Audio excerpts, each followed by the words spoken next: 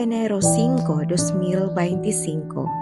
Pagbasa gikan sa Santos nga Ebanghelyo sumala ni San Mateo. Si Jesus natawo sa lungsod sa Bethlehem, sa yuta sa Judea, sa panahon ni Hari Herodes.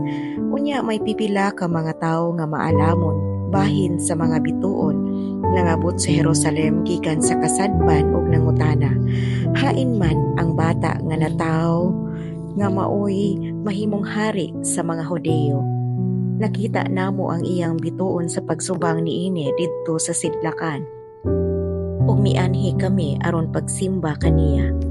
Sa pagkabati ni Hari Herodes niini, wala siya mahimutang ingon man ang tibuok Jerusalem. Gitigom niya ang mga pangulong pari ug ang mga magtutudlo sa balaod ug gipangutana niya sila. Asa man natawo ang Mesiyas? Sila mitubag, sa lungsod sa Bethlehem sa Judea, mao kini ang gisulat sa propeta. Ikaw Bethlehem sa yuta sa Huda, dili kaiwit sa mga dagkong lungsod sa Huda, kay magikan kanimo ang usa ka pangulo nga maoy magmando sa akong katawhan, ang Israel.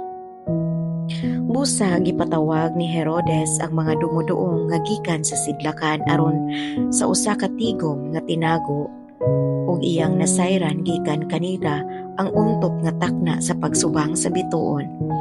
Unya iyang gipaadto sila sa Bethlehem ug giingnan, lakaw kamo ug pangitaan ninyo pag-ayo ang bata, ug sa makaplaganan ninyo siya pahibalua ako aron moadto ako ug mosimba usab kaniya.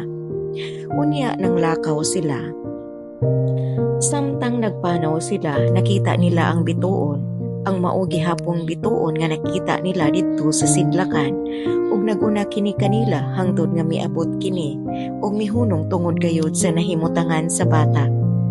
Nalipay sila pag-ayo sa pagkakita nila sa bituon. Unya misulod sila sa balay ug ilang nakita ang bata uban sa iyang inahan nga si Maria. Nanluhod sila ug misimba kaniya.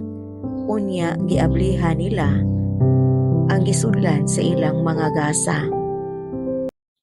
Ug mihalad sila kaniyag bulawan, insenso ug mira.